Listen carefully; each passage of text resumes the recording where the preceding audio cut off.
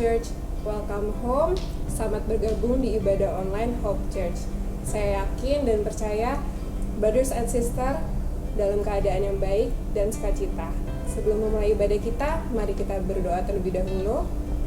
Tuhan Yesus, kami ucap syukur dan berterima kasih untuk hari ini, untuk pimpinan penyertaan-Mu. Sebentar kami akan memulai ibadah kami. Tuhan, Kau pimpin kami, Kau yang melayakan, sucikan, kuduskan Bapa. Biarlah berkenan di hadapan-Mu. Di dalam nama Tuhan Yesus, kami berdoa dan ucap syukur. Amin. Selamat beribadah, Tuhan Yesus memberkati.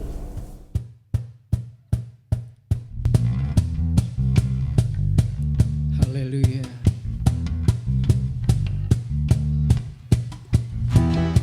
Shalom Hope Church. Kita kembali lagi dalam ibadah online GBI Hope.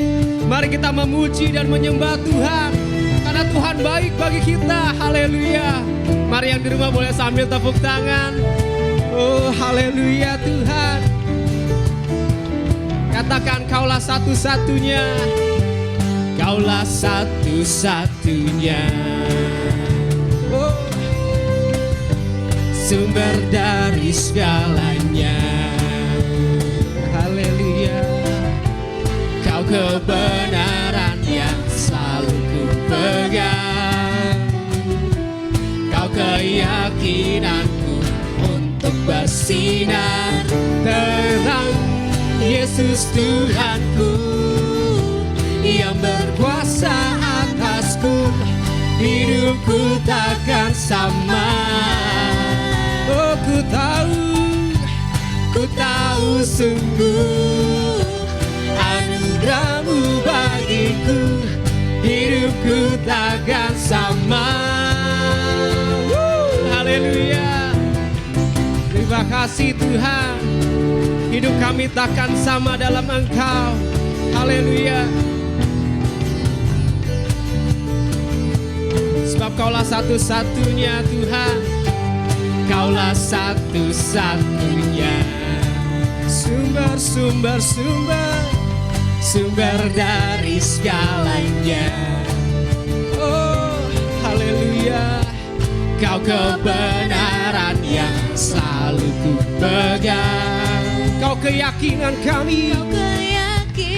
Oh, untuk bersinar terang. Yesus Tuhanku yang berkuasa atasku. Hidupku takkan sama. Ku tahu sungguh anugerah-Mu bagiku. Hidupku takkan sama. Haleluya. Hidup kami takkan sama dalam Engkau Tuhan. Haleluya Yesus. Kaulah alasan. Kaulah alasan untuk ku hidup. Hanya menyenangkan-Mu. Dialah alasan.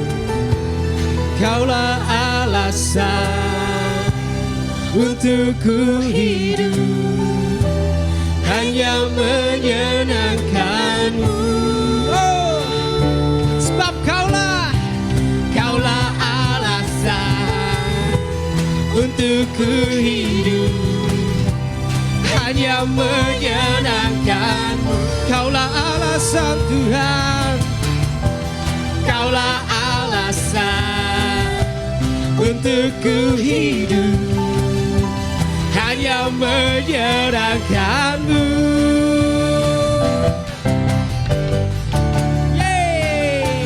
Yesus Tuhanku yang berkuasa atasku. Hidupku takkan sama. Ku tahu sungguh anugerah-Mu bagiku. Hidupku takkan sama. Oh Yesus Tuhanku. Yesus Tuhanku yang berkuasa atasku. Hidupku takkan sama. Kami tahu Tuhan, Ku tahu sungguh anugerah-Mu bagiku, hidupku takkan sama. Haleluya Tuhan. Terima kasih ya Yesus. Haleluya. Haleluya Tuhan. Mari kita memberikan yang terbaik. Untuk brothers dan sisters yang ingin memberikan persembahan bisa mentransfer lewat QR Code yang tersedia di layar. Mari kita sebelumnya membaca bersama-sama 2 Korintus 9 ayat 7 dan 8. Hendaklah masing-masing memberikan menurut kerelaan hatinya, jangan dengan sedih hati atau karena paksaan, sebab Allah mengasihi orang yang memberi dengan sukacita. Dan Allah sanggup melimpahkan segala kasih karunia kepada kamu, supaya kamu senantiasa berkecukupan di dalam segala sesuatu, dan malah berkelebihan di dalam berbagai kebajikan. Mari kita berdoa. Tuhan Yesus, terima kasih untuk berkat-Mu. Sekarang kami akan memberikan yang terbaik untuk-Mu. Biarlah menjadi persembahan yang layak di hadapan-Mu. Dalam nama-Mu, Tuhan Yesus Kristus, kami berdoa dan mengucap syukur. Amin.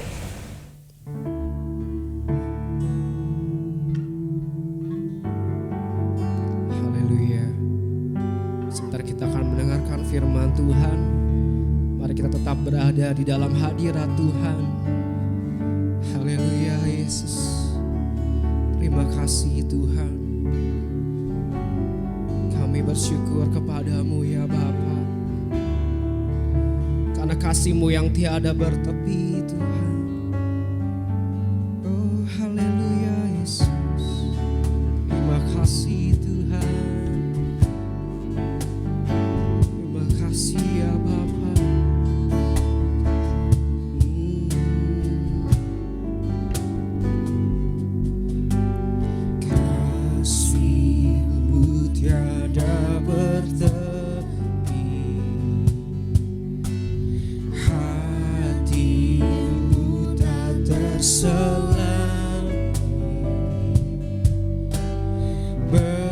Betapa baiknya Engkau, ku bersyukur padamu.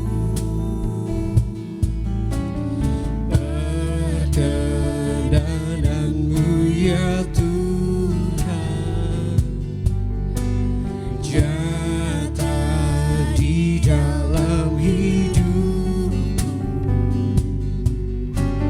Sungguh Kau yang termulia, jiwaku pun menyembah. Ku angkat hatiku, tinggikan nama-Mu.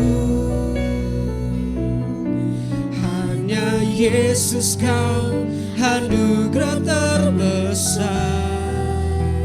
Ku naikkan syukurku untuk kemurahan-Mu. Hanya Yesus Kau anugerah terbesar.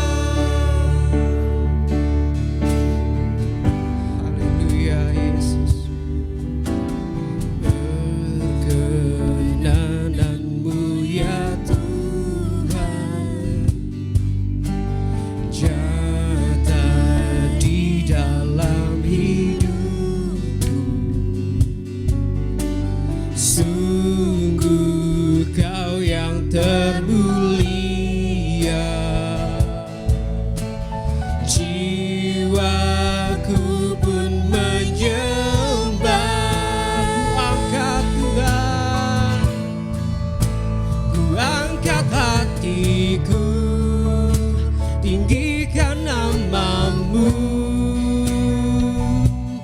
Hanya Yesus Kau anugerah terbesar. Ku naikkan syukurku untuk kemurahan-Mu.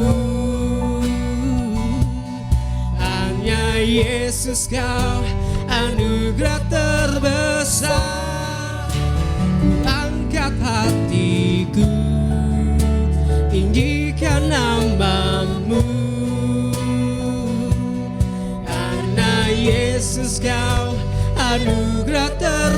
terbesar. Ku naikkan syukurku untuk kemurahan-Mu. Hanya Yesus Kau anugerah terbesar. Haleluya Yesus.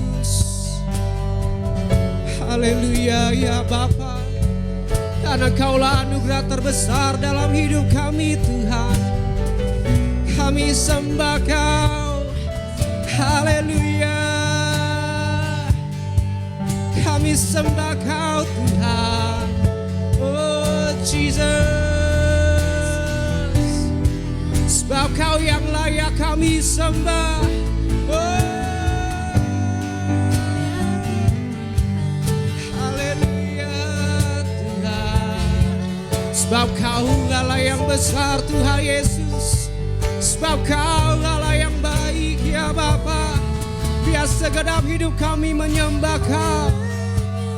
Haleluya Yesus. Oh, kami bersyukur Tuhan. Haleluya. Haleluya Yesus. Kami menyembah-Mu Tuhan. Kami tinggikan Kau ya Allah. Haleluya. Haleluya Jesus. Oh ya rara basiki ya rara. Oh, sebab Kau yang layak. Sebab Kau yang layak Tuhan. Sekia rara bo, sekia rara Yesus. Haleluya Tuhan. Biar kami angkat hati kami Tuhan. Kami mau tinggikan Engkau. Kami mau muliakan Engkau Yesus.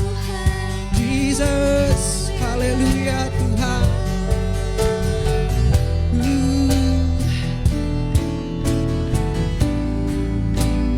Angkat hatiku.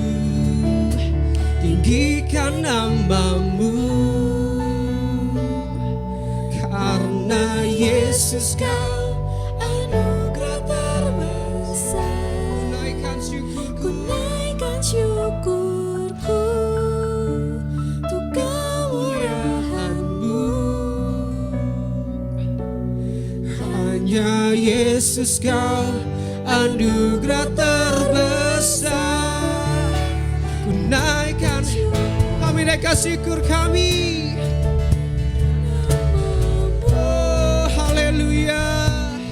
Karena Yesus Kau anugerah terbesar. Ku naikkan syukurku untuk kemurahan-Mu. Hanya Yesus Kau anugerah terbesar.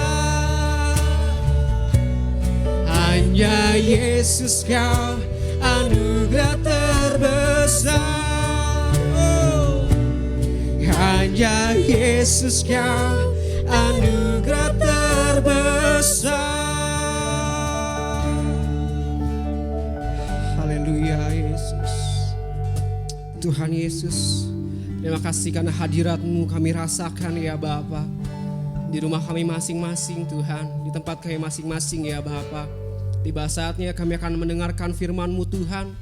Engkau berkati Tuhan Yesus setiap kami yang mendengarkan ya Bapa. Engkau urapi juga Pastor Nathan yang akan membawakan firman-Mu Tuhan Yesus. Biar Engkau berkati urapi beliau ya Bapa. Terima kasih Tuhan, di dalam nama Tuhan Yesus Kristus. Haleluya. Amin. Haleluya. Shalom saudara, senang sekali bisa kembali menyapa saudara di hari ini, hari Minggu yang pertama di bulan September 2020. Tidak terasa kita sudah melakukan ibadah secara online kurang lebih selama 6 bulan. Kita belum bisa bertatap muka, tapi doa dan harapan saya, walaupun kita belum bisa bertatap muka secara real, baru secara virtual, kita semua tetap ada dalam pemeliharaan Tuhan. Berkat-berkat Tuhan melimpah buat kita dan kita semua tetap mengalami kebaikan-kebaikan Tuhan. Hari ini saya tergerak untuk menyampaikan sebuah tema, dan saya harap tema ini boleh menjadi jawaban buat banyak orang. Tema hari ini atau firman Tuhan hari ini saya beri tema atau judul Two Greatest Callings, 2 panggilan terbesar atau terpenting. Nah, saya percaya kita semua sudah menyadari dan mengetahui bahwa setiap manusia lahir membawa sebuah panggilan Tuhan dalam hidupnya. Jadi waktu kita lahir, kita nggak cuma lahir tanpa tujuan, seperti Rick Warren pernah katakan, pernah tulis dalam bukunya, waktu Tuhan menciptakan kita, Tuhan nggak lagi main-main, Tuhan nggak lagi iseng, Tuhan nggak lagi seperti lempar dadu, coba-coba gitu ya. Tapi waktu Tuhan menciptakan kita, Tuhan pasti punya rencana, Tuhan pasti punya tujuan, Tuhan pasti punya panggilan buat kita masing-masing. Buat setiap orang, Tuhan punya panggilan masing-masing yang secara spesifik dan secara spesial.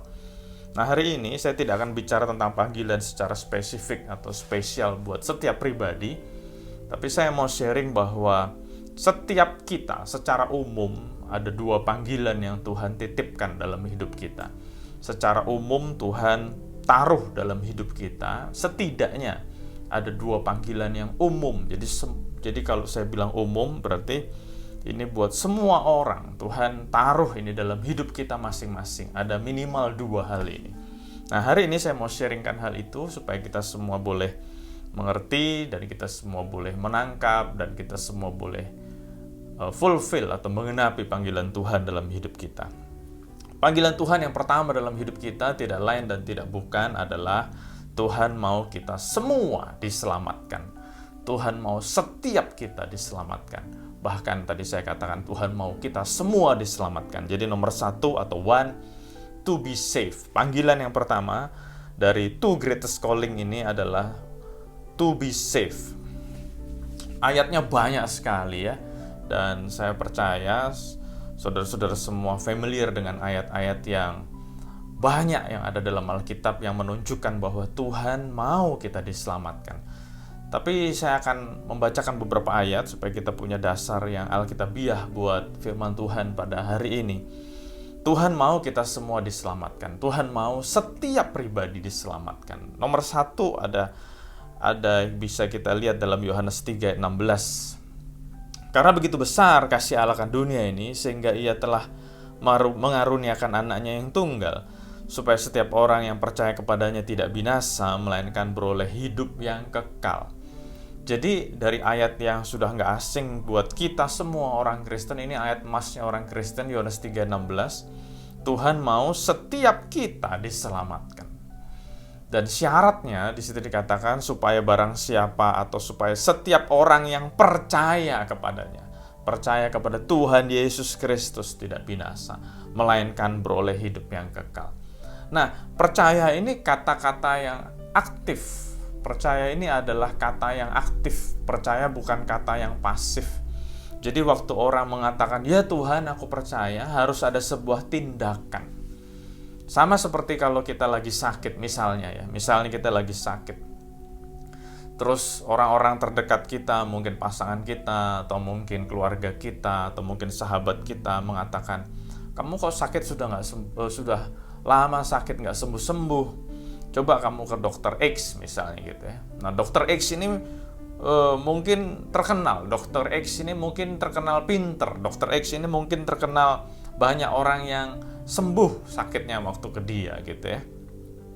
Nah, waktu kita diberi rekomendasi untuk menjumpai dokter X, terus kita tidak berjalan-jalan, kita tidak pergi ke sana, orang-orang yang terdekat dengan kita yang merekomendasikan itu mungkin nanya, "Kamu percaya nggak sih dokter X bisa bantu kamu?" Nah, kalau kita bilang, "Iya, saya percaya," orang sekeliling kita bilang, "Ah, kamu ngomong doang." Karena kita cuma ngomong doang percaya, tapi tidak pergi ke sana. Nah, jadi saya harap ilustrasi ini boleh menjawab keadaan kita atau menjelaskan keadaan kita seperti apa kepada Tuhan. Nah, kembali kepada cerita ilustrasi ini, waktu kita sakit dan kita percaya dokter X bisa membantu kita, meringankan beban kita, atau bahkan menyembuhkan penyakit kita, minimal kita harus pergi menjumpai dokter X. Kita harus pergi ke tempat dia praktek. Kita mesti mau ngantri kalau antriannya panjang. Bahkan sebelum ngantri mungkin tempat dokter X praktek itu nggak deket, jauh. Kita harus pergi ke sana, bahkan mungkin harus menerobos macet yang berkepanjangan. Tapi karena kita yakin dokter X bisa tolong kita ada sebuah usaha untuk menjumpai dokter X. Karena apa? Alasannya apa? Karena kita percaya dokter X bisa bantu kita. Kita percaya dokter X bisa tolong kita. Kita percaya dokter X bisa meringankan sakit penyakit, bahkan menyembuhkan. Nah, setelah kita ke sana, kita rela antri. Nah, setelah ketemu dokter X, kita ceritakan keadaan kita. Kenapa kita lakukan itu? Karena kita percaya sama dokter X. Kita ceritakan keadaan kita. Nah, setelah kita ceritakan keadaan kita kepada dokter X periksa kita. Dan setelah dokter X periksa kita, dokter X kasih resep. Selain kasih resep, dokter X kasih arahan, kasih bimbingan, kasih nasihat, kasih perintah. Nah, kalau kita memang percaya bahwa dokter X mampu menyembuhkan kita pasti akan lakukan itu semua. Nah, jadi sama keadaan kita dengan Yesus Kristus. Kalau kita percaya bahwa Yesus Kristus bisa menyelamatkan kita, ingat kata-katanya apa? Percaya, itu kata yang aktif. Kalau kita percaya, kita mau menjumpai Yesus Kristus secara pribadi. Walaupun mungkin nggak gampang, ada perjuangan, ada usaha. Nah, waktu kita sudah berjumpa dengan Yesus Kristus, lewat doa kita masing-masing, lewat pengalaman pribadi, nah, kita mau cerita sama Tuhan Yesus keadaan kita mau terbuka, kita minta ampun. Dan waktu Tuhan Yesus kasih kita arahan, bimbingan yang berupa Alkitab itu, kalau kita percaya, kita lakukan semua tuntunan, arahan, bimbingan, perintah-perintahnya. Dan itu semua tercakup hanya dalam satu kata, percaya. Nah, waktu kita percaya, kita aktif melakukan itu semua. Dan Tuhan katakan apa? Barang siapa percaya akan diselamatkan. Nah, jadi nomor 1, panggilan dari tema khotbah hari ini, the 2 greatest callings. 1, Tuhan mau kita diselamatkan. Tuhan mau setiap kita diselamatkan. Tuhan mau banget. Makanya Tuhan turun ke atas dunia ini, ke muka bumi ini. Rela berkorban, rela mati buat kita. Supaya kita diselamatkan. Asal apa? Nomor 1, asal kita percaya. Ingat, kata-kata percaya adalah kata-kata yang aktif, bukan pasif, bukan cuma ngomong doang. Tapi ada tindakan yang harus kita lakukan. Ayat berikutnya, Yohanes 14 ayat 2 dan 3. Salah satu ayat favorit saya sering banget menyampaikan kepada Hope Church betapa saya suka ayat ini. Yohanes 14 ayat 2 dan 3. Di rumah Bapakku banyak tempat tinggal. Jika tidak demikian, tentu aku mengatakannya kepadamu. Sebab aku pergi ke situ untuk menyediakan tempat bagimu. Dan apabila aku telah pergi ke situ dan telah menyediakan tempat bagimu, aku akan datang kembali dan membawa kamu ke tempatku, supaya di tempat di mana aku berada, kamu pun berada. Nah, ini kata-kata yang luar biasa. Tuhan ke surga menyediakan tempat buat kita, supaya dimanapun Tuhan berada, kita berada. Ini surat cintanya Tuhan buat kita. Jadi ayat ini kembali menjelaskan, kembali memperkuat panggilan nomor 1. Tuhan mau kita diselamatkan. Sekali lagi saya katakan, Tuhan mau kita diselamatkan. Itu panggilan yang pertama. Apakah panggilan pertamanya sulit? Jujur menurut saya ada tantangannya, ada challenges-nya. Tapi menurut saya panggilan pertama tidak terlalu sulit. Waktu kita sudah bertemu dengan Tuhan, kita hanya perlu melakukan perintah-perintahnya. Kita hanya melakukan apa yang menjadi keinginannya. Kita hanya perlu menyenangkan hatinya. Dan semuanya akan berjalan dengan baik. Nah, tapi kita mesti hati-hati. Panggilan Tuhan kepada kita nggak cuma panggilan yang pertama ini saja, atau panggilan yang nomor 1 ini saja. Karena banyak orang lupa, banyak orang nggak ngerti, dipikir panggilan Tuhan cuma nomor 1. Jadi kita bisa melihat, kita bisa menyaksikan, kita bisa mendengar ada ajaran-ajaran, bahkan negara-negara lain mengatakan itu adalah sekte-sekte yang mengajarkan kepada pengikut-pengikutnya, ayo kita masuk hutan, kita masuk ke pulau terpencil, kita jauh dari masyarakat, kita jauh dari segala-galanya, supaya kita tetap hidup benar, hidup suci, hidup kudus. Ada beberapa suku di dunia ini yang berpikir mereka melakukan apa yang menjadi maunya Tuhan. Saya nggak usah sebut itu di negara mana. Ada suku-suku itu, mereka mengucilkan diri sendiri, mengasingkan diri mereka sendiri. Nggak ada TV, nggak ada radio, nggak ada internet, nggak ada buku-buku, nggak ada majalah. Hanya Alkitab aja yang mereka pegang, dan mereka tinggal dalam sebuah komunitas yang tertutup. Tidak boleh ada orang asing masuk, dan mereka bercocok tanam di situ, hidup sebagai sebuah komunitas yang berswadaya, mandiri, semuanya ada di situ dan dijauhkan dari segala-galanya. Bahkan ada beberapa orang yang dengan secara ekstrim, bukan dengan komunitas, tapi diri sendiri, mengucilkan dirinya dengan tujuan apa? Tidak mau bergaul lagi dengan dunia, tidak mau berbuat dosa lagi, dan mereka mau hanya seorang diri di hutan, di gua, di pulau terpencil atau dimanapun. Karena waktu mereka ditanya, kenapa sih kamu melakukan itu? Loh, aku mau supaya tidak jatuh dalam dosa, supaya aku tetap selamat, jadi aku mengucilkan diri dari segala-galanya. Nah, kalau kita hanya menutup mata, telinga kita, tidak mau belajar firman Tuhan sungguh-sungguh, ide ini kelihatannya menarik. Pokoknya kita ikut panggilan Tuhan dalam hidup kita hidup kudus, hidup suci, hidup benar, gak ada yang ganggu, kita hidup sendirian. Pokoknya udah terima Yesus sebagai Tuhan dan Juru Selamat. Mungkin setiap hari kerjanya baca Alkitab, dari pagi sampai malam baca Alkitab. Kalau capek tidur, kalau lapar makan, ambil buah pepaya, buah mangga, buah kelapa yang ada di sekeliling kita. Wah, hidup kayaknya udah siap-siap ke surga. Tapi jangan lupa, buat mungkin saudara yang tertarik dengan ide itu, saya mau katakan jangan lupa panggilan Tuhan kepada kita nggak cuma itu. Itu memang salah satu panggilan Tuhan untuk kita, supaya kita semua diselamatkan. Tapi panggilan Tuhan buat kita yang kedua adalah Tuhan juga mau lewat hidup kita menjangkau yang lain. Kita mau orang lain juga diselamatkan lewat hidup kita. Jadi panggilan nomor 2 dari the two greatest callings ini adalah to save others. Tuhan juga mau lewat hidup kita yang sudah diselamatkan, kita boleh menjangkau yang lain. Tuhan mau kita juga menyelamatkan yang lain. Tuhan mau lewat hidup kita membawa jiwa-jiwa itu kepada Tuhan. Ayat-ayatnya juga banyak di Alkitab. Matius 28 ayat 19-20. Karena itu pergilah, jadikanlah semua bangsa muridku dan baptislah mereka dalam nama Bapa, Anak, dan Roh Kudus.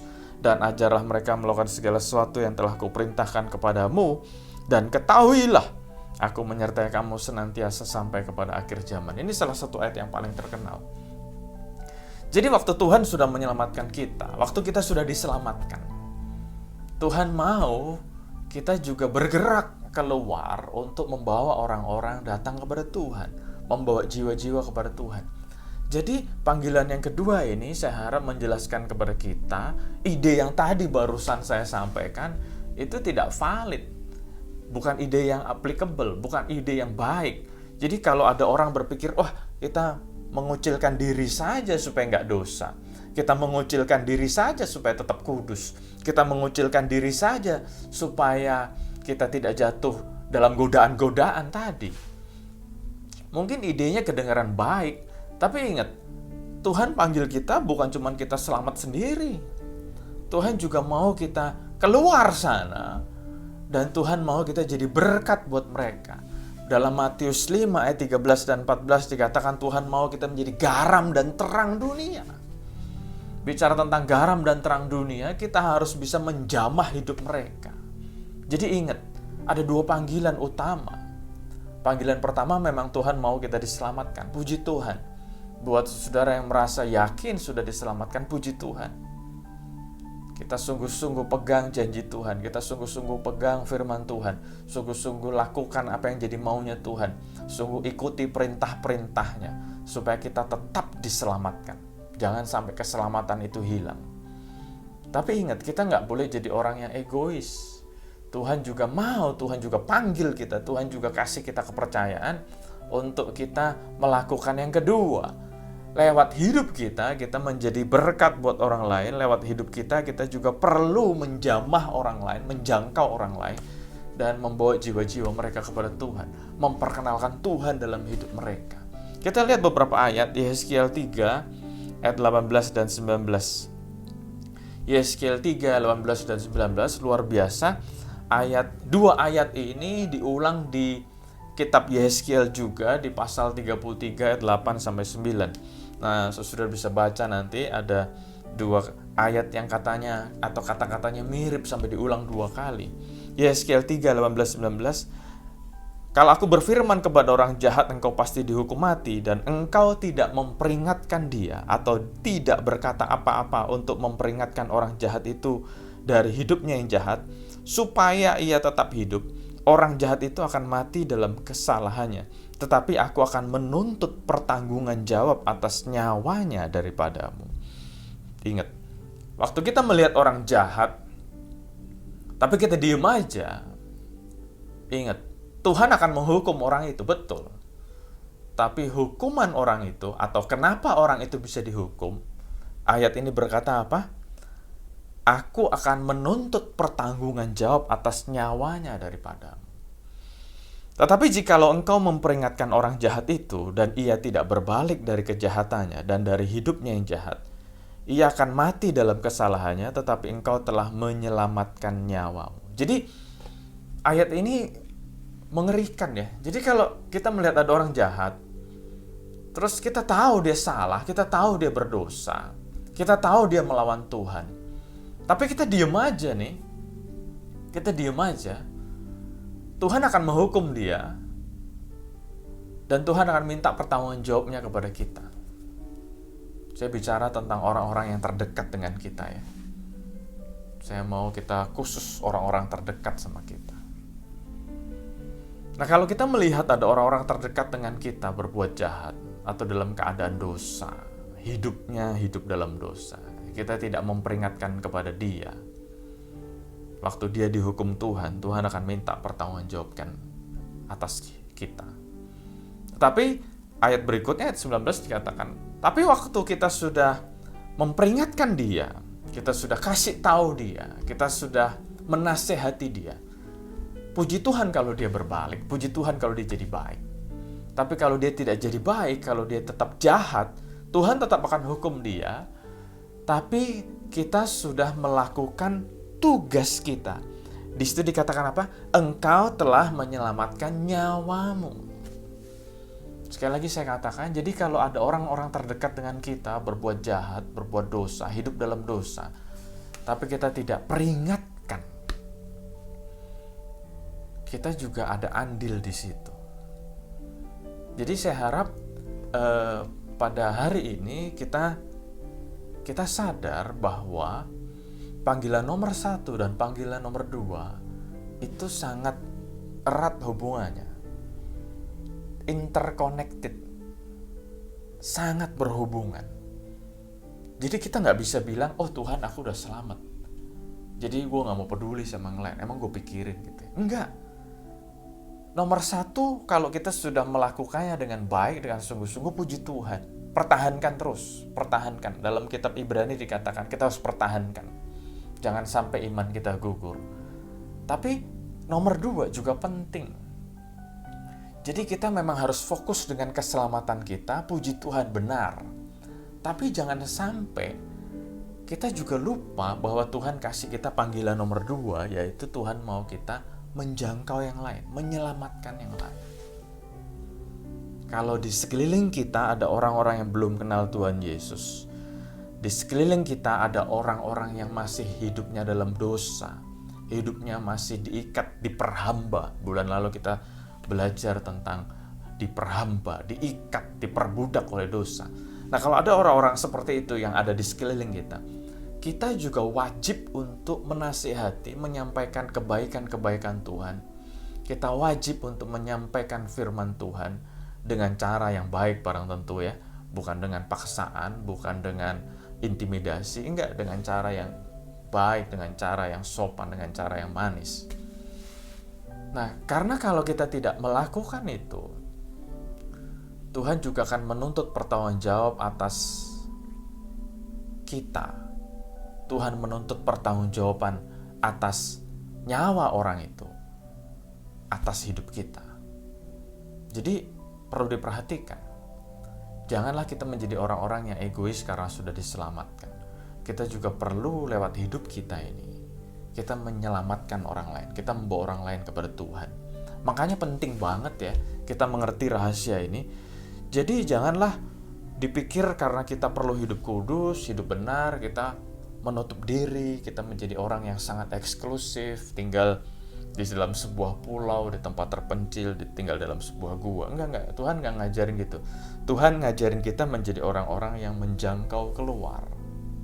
Dan waktu kita menjangkau keluar, tujuannya jelas untuk menyelamatkan orang lain. Nah, tapi hari ini saya juga mau menyampaikan sesuatu yang boleh menjadi peringatan buat kita semua.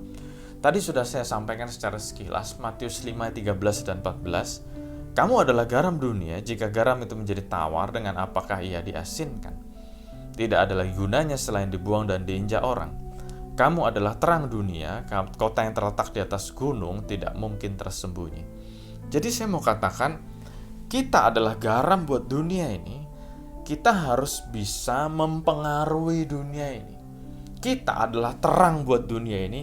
Kita harus bisa menyinari dunia yang gelap ini. Saya ulangi kata-katanya ya. Kita harus bisa menggarami, kita harus bisa mempengaruhi dunia yang semakin tawar ini untuk tidak menjadi tawar. Kita harus menjadi terang buat dunia yang semakin gelap ini. Nah, jangan karena kita pengen menjangkau orang, jangan karena kita pengen menyelamatkan orang, jangan karena kita, tadi saya sudah katakan, jangan ngumpul atau jangan menjadi orang eksklusif, menutup diri, tinggal dalam gua, di pulau terpencil, di dalam hutan, atau di rumah tertutup semuanya, nggak mau bergaul sama orang lain supaya tidak berbuat dosa. Jangan gitu. Karena Tuhan mau kita menjangkau dunia. Nah, tapi poin yang berikutnya dari khotbah hari ini adalah waktu kita mau menjangkau orang lain, ingat, kita yang harus mempengaruhi dunia. Jangan izinkan dunia yang mempengaruhi kita. Kan kata-katanya gitu. Kamu adalah garam buat dunia ini, kamu adalah terang buat dunia ini. Jangan dibalik. Jangan izinkan dunia mempengaruhi kita, jangan izinkan kegelapan dunia menutupi kita. Ingat, kita menjadi garam buat dunia yang sudah semakin tawar, kita menjadi terang buat dunia yang semakin gelap. Jangan dibalik, kita akhirnya menjadi tawar, kita akhirnya menjadi gelap. Bukan begitu. Kita yang harus mempengaruhi, kita harus menggarami, kita harus menerangi. Nah, ini adalah sebuah peringatan yang sangat penting buat kita anak-anak Tuhan, khususnya di hari-hari terakhir ini.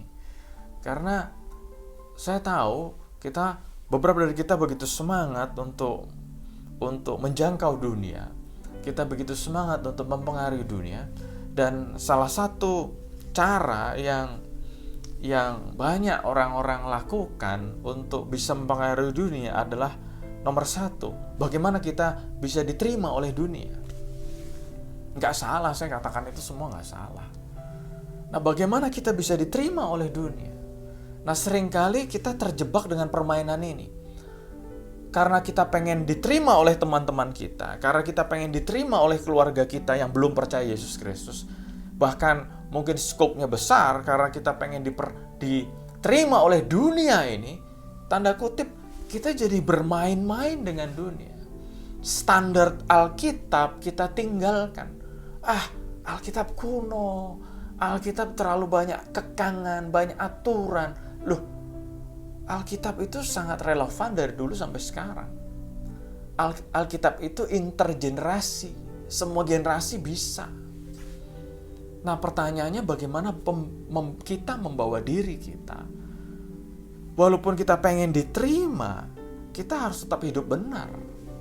Jangan berpikir karena kita pengen diterima oleh sebuah komunitas, saya tidak akan bilang itu apa, karena saya tidak mau menyinggung perasaan siapapun, saya tidak mau menghantam kelompok apapun, tapi saya mau katakan, jangan sampai karena kita mau diterima oleh kelompok tertentu, kita rela meninggalkan kekristenan kita. Kita rela menanggalkan kekudusan kita. Kita rela meninggalkan standar hidup kita untuk kita masuk dalam standar hidup mereka. Kita melakukan hal-hal yang tidak baik. Kita melakukan kebiasaan-kebiasaan mereka yang tidak baik. Dan waktu dinasihati, waktu ditanya, "Loh kenapa?" Dengan gampang menjawab, "Aku mau diterima oleh komunitas itu." Nah kalau sudah diterima, aku baru mau nginjil. Nah pertanyaannya, kamu nginjil dia atau mereka yang nginjil kamu? Kamu yang jadi terang, kamu yang jadi garam, kamu yang mempengaruhi, atau sebaliknya kamu sudah dipengaruhi? Nah jadi saya katakan, kita mau diterima, accepted, bagus, saya setuju. Tapi kita harus mempertahankan standar hidup kita. Kita mau diterima, kita mau dirangkul oleh mereka, bagus, saya setuju. Tapi janganlah kita bermain-main dengan kebiasaan-kebiasaan buruk yang mereka lakukan. Ingat, firman Tuhan katakan apa? Pergaulan yang buruk merusak kebiasaan yang baik. Banyak orang bertanya sama saya, berarti kita nggak boleh bergaul sama orang lain dong? Loh, saya mau katakan, kita boleh bergaul dengan siapapun, tapi pastikan waktu kita bergaul dengan orang yang belum percaya, waktu kita bergaul dengan orang yang berdosa, pastikan kita yang mempengaruhi mereka, bukan mereka mempengaruhi kita. Yesus Kristus aja bergaul dengan banyak orang berdosa kok. Kita sudah bisa baca di Matius, Markus, Lukas, Yohanes. Tapi Yesus Kristus tidak melakukan kebiasaan mereka, tidak melakukan dosa-dosa yang mereka lakukan. Jadi kita bergaul dengan siapapun, saya mau katakan boleh, tapi pastikan kita tidak dalam posisi dipengaruhi, tapi sebaliknya kita mempengaruhi. Jadi ingat, accepted is very good, tapi kita harus live right. Kita harus pastikan kita bisa hidup dengan tetap benar. Berikutnya, seringkali orang bermain-main dengan kata-kata. Kita harus menjadi orang yang contextualize. Saya setuju. Kita harus menjadi orang yang bisa kontekstual dimanapun kita berada. Rasul Paulus juga katakan, di hadapan atau di sekitar orang Yahudi aku jadi orang Yahudi, di sekitar orang Yunani aku jadi orang Yunani, di sekitar orang Roma aku jadi orang Roma. Itu bicara tentang contextualize. Benar, tapi ingat, kita tidak boleh berkompromi dengan dosa. Sama dengan yang tadi saya sudah katakan. Jadi saya mau katakan, contextualize very good. Jadi di kalangan anak-anak muda, kita seperti anak muda. Di kalangan orang-orang yang lebih senior, kita hormati mereka. Kita ngobrolnya dengan bahasa yang lebih halus, dengan sopan, dengan hormat. Bagus, contextualize itu kan salah satunya. Tapi ingat, kita tidak boleh berkompromi dengan dosa. Kalau tadi saya ambil contoh secara generasi, mungkin kita kontekstualize dengan komunitas-komunitas yang tertentu. Kita kontekstualize, kita bisa menyampaikan firman Tuhan dengan bahasa-bahasa tertentu. Tapi ingat, waktu kita mau diterima bukan berarti kita berkompromi dengan dosa. Waktu kita mau diterima bukan berarti kita meninggalkan atau menanggalkan kebenaran-kebenaran firman Tuhan. Satu ayat yang selalu mengingatkan kepada saya, 1 Korintus 9 ayat 27, ini dari Rasul Paulus. 1 Korintus 9 ayat 27, tetapi aku melatih tubuhku dan menguasai seluruhnya, supaya sesudah memberitakan Injil kepada orang lain, jangan aku sendiri ditolak. Jadi menurut saya ayat ini adalah warning dari Rasul Paulus buat kita semua. Jadi ingat, panggilan pertama, Tuhan mau kita diselamatkan. Puji Tuhan, haleluya, amin. Mari kita pertahankan keselamatan ini sungguh-sungguh, dengan perjuangan, dengan sungguh-sungguh. Kita sudah diselamatkan, Yesus Kristus sudah mati, sudah bangkit buat kita. Kita pertahankan itu dengan sungguh-sungguh. Tapi ingat, nomor 2, Tuhan juga bilang apa? Kita harus keluar ke sana, menyelamatkan mereka, membawa mereka kepada Tuhan. Tadi ayatnya sudah jelas. Kenapa? Kalau ada orang yang berbuat dosa, orang yang hidup dalam dosa, tidak kita peringatkan, tidak kita nasihati, hukuman Tuhan kepada mereka, kita ada andil di situ loh. Kita tanggung jawab juga. Jadi mari kita juga menjangkau orang-orang seperti itu. Minimal kasih tahu. Minimal kita menjadi berkat buat mereka. Minimal kita menjadi garam dan terang buat mereka. Kita mempengaruhi mereka. Kita kasih tahu, kita pengaruhi supaya hidupnya jadi lebih baik. Dengan berbagai macam cara. Tapi ingat, poin berikutnya yang tadi sudah saya sampaikan. Jangan karena kita keasikan untuk kita mau memenangkan orang lain, standarnya kita turunkan, standar hidup kita yang benar kita turunkan. Kebenaran-kebenaran firman Tuhan kita lupakan. Saya mau katakan ya, seringkali orang lupa atau mungkin orang sengaja lupa. If the Bible calls it is a sin, saya mau katakan, it is a sin. People's opinion doesn't matter. Nah, jadi seringkali kita pengen berkompromi supaya diterima. Kita seringkali berkompromi supaya jadi contextualize. Kebenaran firman Tuhan kita tanggalkan. Ingat, kalau Tuhan sudah bilang itu dosa, ya dosa. Walaupun dunia bilang, enggak, itu enggak dosa. Ingat, Rasul Paulus bilang, jangan sampai kesibukan kita menjangkau orang, jangan sampai kesibukan kita atau keasikan kita, atau kegiatan kita, atau kesenangan kita menjangkau jiwa-jiwa. Itu malah membuat kita juga kehilangan keselamatan.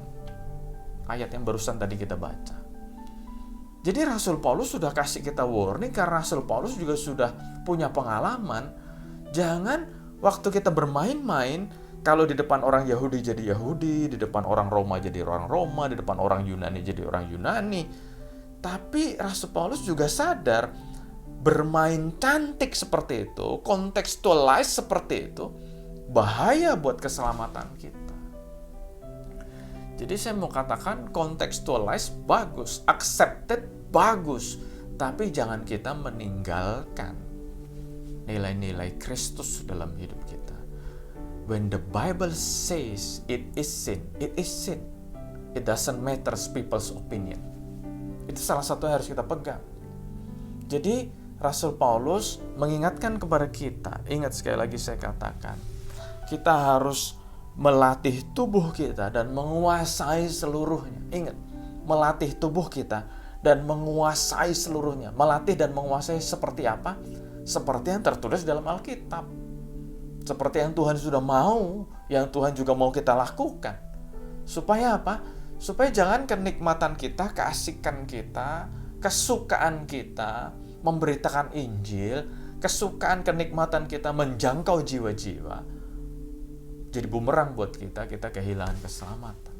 Jadi sekali lagi saya katakan, saya tidak akan bosan-bosan mengingatkan kepada kita semua, ada 2 panggilan terpenting. Tuhan mau kita diselamatkan, jangan lupa loh, Tuhan mau kita diselamatkan, dan jangan kehilangan keselamatan ini. Nomor 2, kita juga harus menjangkau jiwa-jiwa buat Tuhan. Tapi ingat, dalam melakukan yang nomor 2 ini, jangan sampai keselamatan kita hilang. Waktu kita mau tetap selamat, dalam kitab Yehezkiel dikatakan apa? Ingat juga orang lain. Tapi dalam melakukan ini, jangan sampai kita berkompromi dengan dunia. Jangan sampai kita meninggalkan kebenaran-kebenaran Kristus. Amin buat firman Tuhan. Bapak yang bersyukur Tuhan untuk firman-Mu pada hari ini. Aku berdoa Tuhan, setiap kami dijamah, setiap kami dibukakan paradigma kami, setiap kami boleh menangkap pesan-pesan ini. Engkau mau kami diselamatkan, Engkau mau kami diselamatkan, Engkau mau kami diselamatkan. Dan waktu kami sudah diselamatkan, Engkau juga mau kami menjangkau jiwa-jiwa yang lain, supaya mereka yang hidup dalam dosa, mereka yang tidak tahu kebenaran, mereka juga boleh memperoleh kebenaran di dalam Yesus Kristus. Tapi hari ini kami diingatkan Tuhan, waktu kami menjangkau dunia, kami tidak boleh seperti dunia. Kami tidak boleh berkompromi dengan dosa. Kami tidak boleh meninggalkan kebenaran itu. Terima kasih Tuhan buat firman-Mu. Aku berdoa, setiap kami yang sudah mendengar, kami bukan hanya menjadi pendengar. Setiap kami yang sudah mendengar, bukan hanya menjadi pemerhati, bukan hanya menjadi orang yang menganalisa, tetapi kami semua mau menjadi pelaku firman. Kami mau mempertahankan keselamatan kami. bila ada satu atau dua yang mendengar firman Tuhan ini belum menerima Engkau sebagai Tuhan dan Juru Selamat, aku berdoa Tuhan, Engkau sendiri yang menjamah mereka. Buka hati masing-masing, dan kami mau terima Tuhan Yesus Kristus sebagai Tuhan dan Juru Selamat kami pribadi. Dan waktu kami sudah menerima Yesus Kristus sebagai Tuhan dan Juru Selamat, kami mau mempertahankan keselamatan ini. Dan setelah kami diselamatkan, kami juga mau menjangkau jiwa-jiwa lain. Dan waktu kami menjangkau jiwa-jiwa lain, kami tetap ingat, kami tidak mau berkompromi dengan dosa. Terima kasih Bapa, terima kasih Bapa. Aku berdoa Tuhan, sekali lagi Engkau berkati setiap anak-anak-Mu yang sudah mengikuti ibadah online ini. Firman Tuhan ini boleh membuka paradigma kami, membuka hati kami, mengubahkan hidup kami. Dan juga Tuhan, setiap anak-anak-Mu yang sudah melayani dalam ibadah online ini, Engkau berkati Tuhan, berkati. Apapun yang kami lakukan buat Tuhan tidak pernah sia-sia. Sekali lagi Tuhan, Engkau berkati setiap kami, setiap pribadi diberkati Tuhan, setiap keluarga diberkati Tuhan. Dan aku berdoa Tuhan, biar berkat-berkat yang berlimpah dari Allah Bapa kita, kasih sayang, anugerah dari Tuhan kita Yesus Kristus, dan persekutuan dengan Roh Kudus yang terus memimpin, menguatkan, meneguhkan kita, ada selalu bersama dengan kita mulai saat sekarang ini, bahkan sampai selama-lamanya. Dan kita yang diberkati Tuhan sama-sama katakan, amin, amin. Tuhan Yesus berkati kita semua.